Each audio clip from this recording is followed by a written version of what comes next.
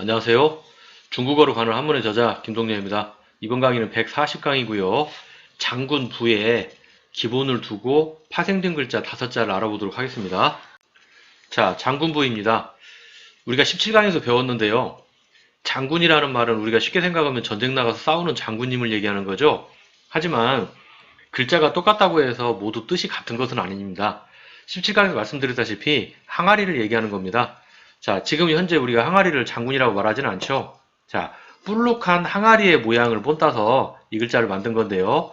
항아리를 보면 위쪽은 조금 짧고 중간 부분이 길고 또 아래가 짧은 이런 형태의 항아리를 이 장군이라고 하는데요. 이렇게 보면 이렇게 선 3개 이렇게 보이죠? 자, 이런 모양에서 이 장군이 왔다. 이렇게 보시면 되겠습니다.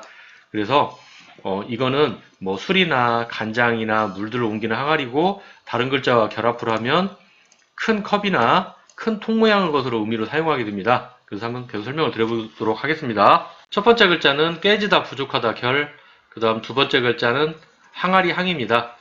자, 여기에 보면 항아리의 의미인데 오른쪽에 보면 이게 결자가 들어있죠? 자, 이렇게 결자가 들어있습니까?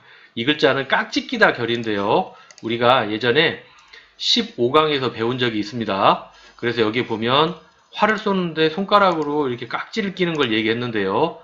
여기에 보면 이렇게 지나가는 게 화살이 보이죠? 여기에 이게 화살입니다. 화살. 그 다음에 여기 보면 손가락이 보이죠? 이렇게 생긴 손가락이 있는데요. 이게 사람의 손가락이다. 그래서 깍지를 끼는 거다. 깍지를 낀다고 제가 또 말씀드렸고요. 자, 그러면 이제 앞으로 와서 우리가 해석을 한번 해보겠습니다. 이게 항아리인데요. 항아리에다가 어떻게 했죠? 손가락으로 깍지를 끼웠죠? 손가락으로 깍지를 세게 주면 어떻게 될까요? 항아리가 깨지겠죠? 깨지니까 개수가 5개가 필요한데 예를 들면 하나가 깨지면 4개가 되죠? 그러면 부족해지죠?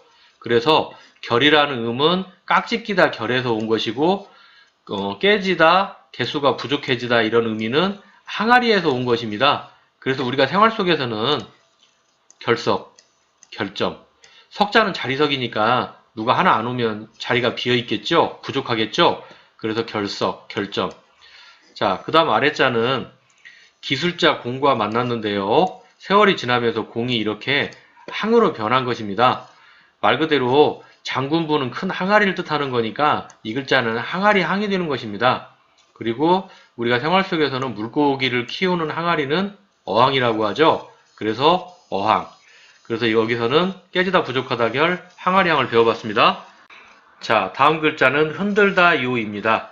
그리고 아래는 멀다 요입니다. 자, 글자에 보면 달월자와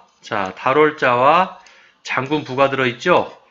자, 그 다음에 이 글자의 어원은 고기가 들어있는 항아리에 손을 넣어서 꺼낼 때 항아리가 흔들린다 그런 뜻인데요.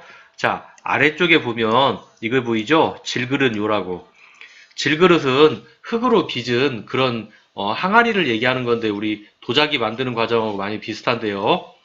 자, 보면 질그릇이라는 건 그런 항아리 안에다가 우리가 소금을 쳐서 고기 같은 걸 보관할 수 있죠. 그래서 질그릇 요자라고 하는 것이고 그래서 이거의 의미 요다. 항아리 안에 있는 고기를 꺼내기 위해서 손을 집어넣다가 항아리가 흔들린다. 그래서 흔들다 요. 우리가 생활 속에서는 요람, 요동 이런 단어를 쓸 수 있는데요. 세상이 요동친다. 지진 났을 때 땅이 흔들릴 때 그런 말을 하죠. 그 다음에 이 요람이라는 것은 아기 바구니를 얘기하는 겁니다. 우리 애기 재울 때 바구니에 넣고 왔다 갔다 움직이는 그런 기계 같은 것도 있죠.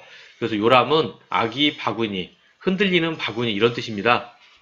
그리고 아래쪽에 보면 방금 전에 배웠던 질그릇 요라는 것에서 의미 요지요.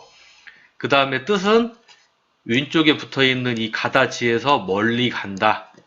그래서 우리가 생활 속 단어에서는 목표가 요원해졌다. 그러면 내가 향한 목표가 가까워진 게 아니라 목표치와 멀어졌다. 그런 뜻으로 사용을 하게 됩니다. 그래서 여기서 흔들다요, 멀다요를 배웠습니다. 자, 다음 글자는 보배, 보물보. 자, 보배가 곧 보물입니다. 이 글자가 굉장히 휘순이 많은데요. 잘 뜯어보면 어렵지 않습니다. 한번 볼까요? 자, 맨 위에 들어가 있는 거는, 맨 위에 요 모양은 우리 집 면자로 배웠죠? 그러니까 집이라는 걸 얘기하는 거고요. 이 안쪽에 보면 임금 왕자가 보이고요. 그 다음에 장군부가 보이죠? 그 다음에 아래는 조개패. 자, 한번 읽어보겠습니다. 집에 숨겨놓은 임금님이 사용할 만한 비싼 도자기나 재물. 자, 그러니까 여기 임금왕자는 임금님이 사용할 만한 그런 비싼 거. 그러니까 임금왕으로 이렇게 이해를 하시고요. 그 다음에 그거를 넣어놓은 뭐 도자기 또는 뭐 그걸 넣어놓는 항아리 이렇게 이해할 수 임금이라 가질 수 있는 물건을 항아리에 넣었다 또는 도자기를 갖고 있다. 조개패는 돈의 의미가 있다고 말씀드렸죠.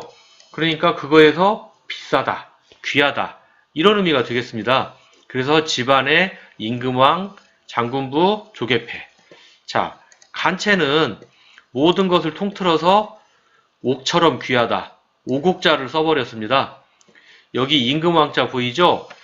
옛날 고서에서는 임금왕과 구술옥자를 임금왕과 그 다음에 그 구술옥 또는 오곡자를 혼용해서 사용을 한던 적이 있다고 제가 그때 말씀을 드렸었는데요.